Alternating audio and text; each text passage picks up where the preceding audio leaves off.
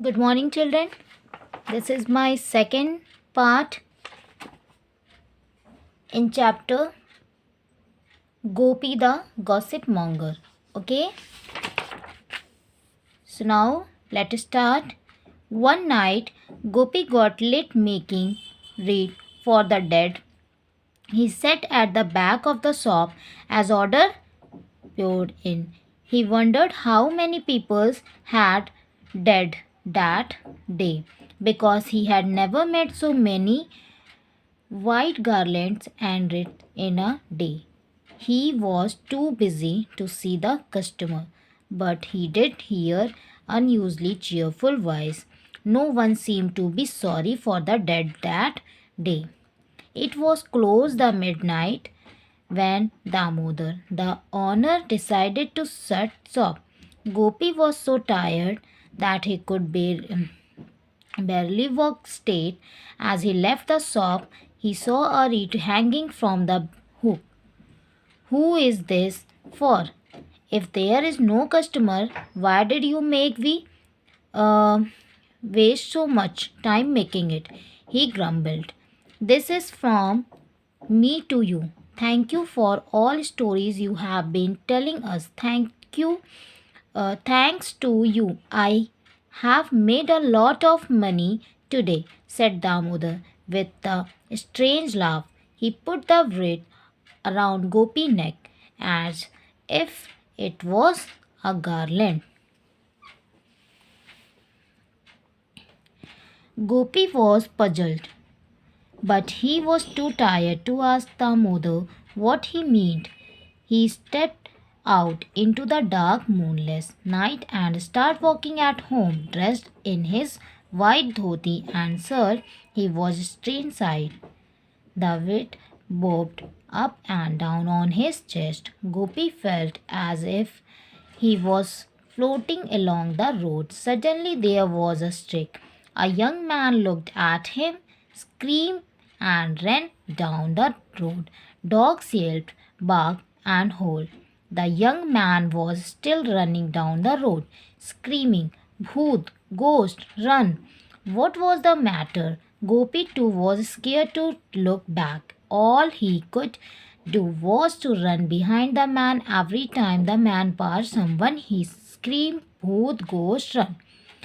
Soon there were many people screaming and panting running in front of Gopi. They were followed by three dogs, a couple of cats, and one terrified rat. Stop, wait for me, croaked Gopi, making the man ahead of scream. The scream terrified the rat so much that it ran faster than the others.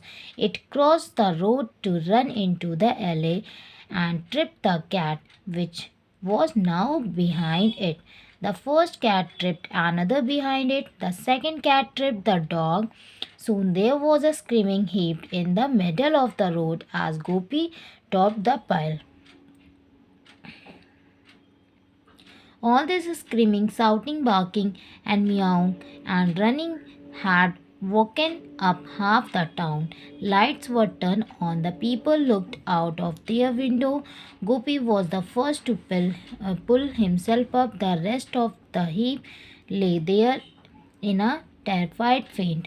Get up, he said, pulling one man up by the arm.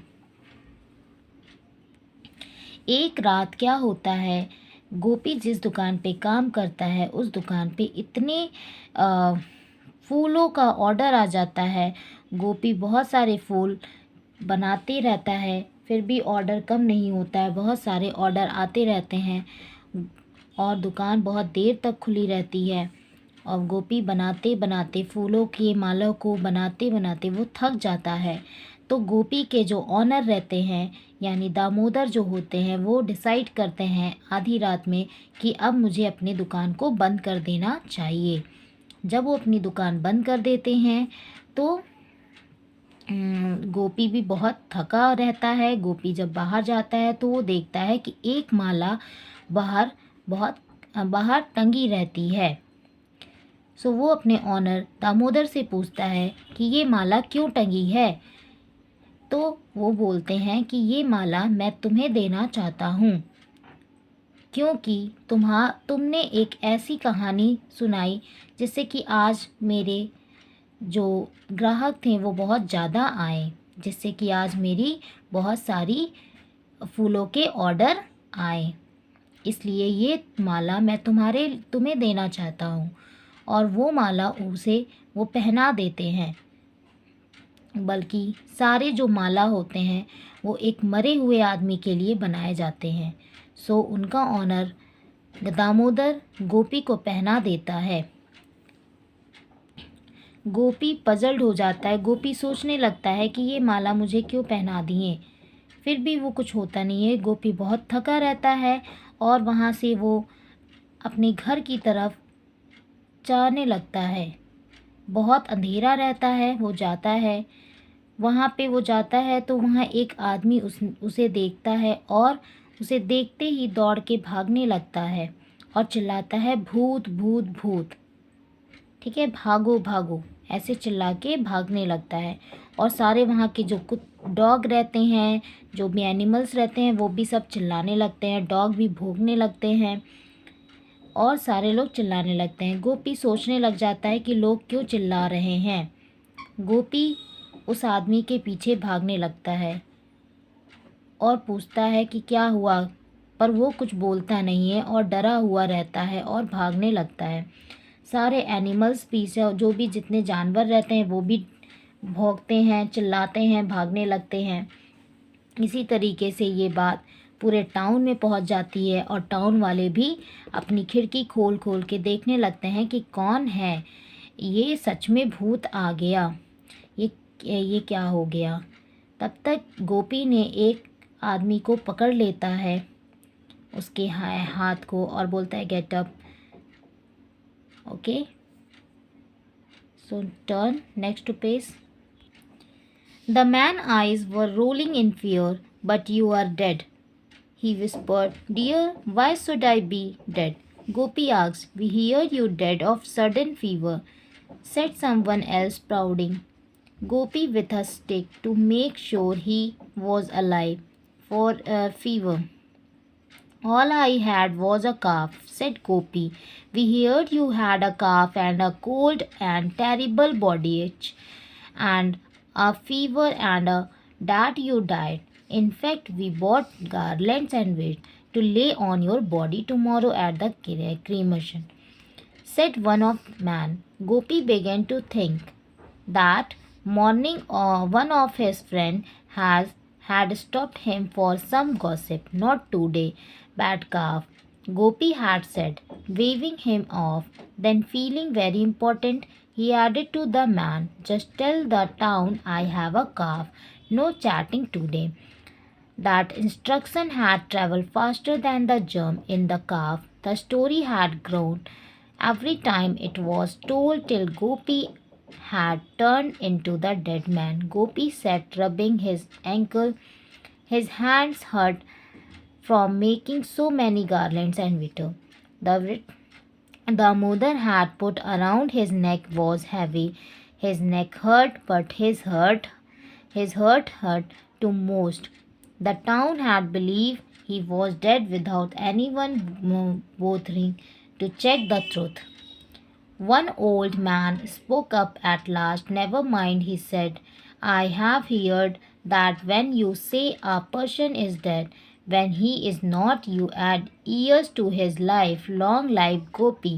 Thank you for wishing me a long life, said Gopi, standing up and throwing the wit off. But till the end of my days, I am not going to gossip.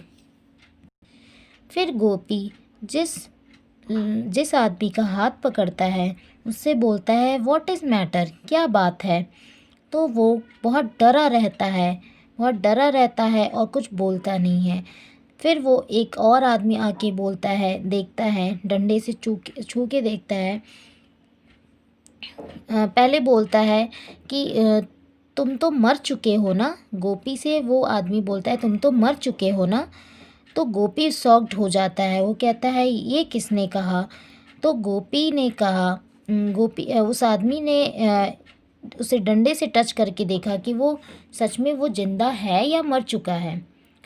और फिर बोलता है, आदमी बोलता है कि हम तो कहीं सुने थे कि तुम्हें सर्दी होने के कारण, तुम्हें फीवर होने के कारण तुम मर चुके हो। तो गोपी बोलता है, नहीं, मैं तो बस गोपी सोचने लग जाता है कि मैंने तो अपने फ्रेंड को बताया था कि मुझे सर्दी हो गई है, और उसने क्या बता के, बहुत बढ़ा चढ़ा के बता दिया कि उस आदमी ने बोला कि मुझे सुनने में ये आया है कि तुम्हें ज़्यादा सर्दी होने के कारण तुम मर चुके हो, इसलिए हम सारे टाउन में जितने लोग थे, सारे लोग, हम लोग तुम्हारे लिए फूल बनवाए थे ऑर्डर देके तुम्हें चढ़ाने के लिए। मुझे लगा कि तुम मर चुके हो। तब गोपी सोचने लग जाता है कि मैंने तो बस इतना ही कहा था कि मुझे बुखार है, सर्दी है, और साथ में लोग उस बातों को कितना घुमा चढ़ा के बता के और एक दूसरे को फैला के वो बात पूरे टाउन में फैल गई। और जो भी आज मेरे ऑनर दामोदर के दुकान पे जो भी ऑर्डर आए थे ज़्यादा लोगों के, वो सारे टाउन के थे, और वो सारे टाउन के लोग गोपी के लिए वो माला बनवाए थे। तो गोपी को एक आदमी बोलता है, तुम्हें बुरा ना लगे तो एक बात बोलूं, कभी भी हमें दूसरे के बात को बिना जाने, बिना सच बोले दूसरे की बात को फैलाना नहीं चाहिए। गोपी बोलता है, और वो आदमी बोलता है गोपी से कि तुम, कोई बात नहीं, जो लोग मरे हुए साबित होते हैं उनकी उम्र और भी बढ़ जाती है, तो तुम अपने आप को शर्मिंदगी ना महसूस करो, तुम मरे नहीं हो, तुम्हारी आयु और बढ़ गई है।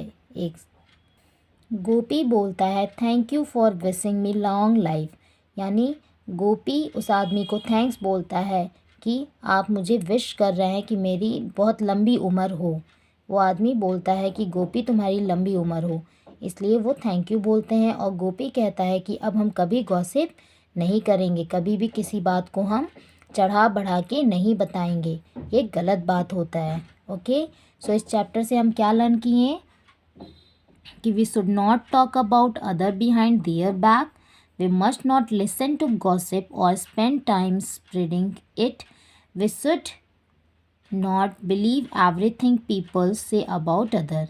यानी इस चैप्टर से हमने क्या सीखा कि हमें कभी भी किसी की बातें, पीठ पीछे बातें नहीं करनी चाहिए, कभी किसी की बुराई नहीं करनी चाहिए, और हमें गॉसिप को नहीं सुनना चाहिए और ना ही फैलाना चाहिए। ओके, और हमें कभी किसी पे बिलीव नहीं करना चाहिए, जबकि हम उसको अपनी आंखों से देख क्यों ना लें, देख लेंगे तभी वो विश्वास करना चाहिए, कभी किसी की बातें पे हमें बिलीव नहीं करना चाहिए। ओके, सो इसीलिए गोपी बोलता है अब हम कभी गॉसिप नहीं करेंगे। ये गलत बातें फैला के गोपी को मरा हुआ साबित कर दिए थे सारे टाउन वाले ना। सो इसलिए कभी भी हमें गलत बातें को नहीं फैलाना चाहिए। इस चैप्टर को अच्छे से आप रीड करिएगा, इसके स्टोरी को अच्छे से पढ़िएगा, और इसके जो वर्ड मीनिंग है उसे अच्छे से लर्न करिएगा। Okay, bye.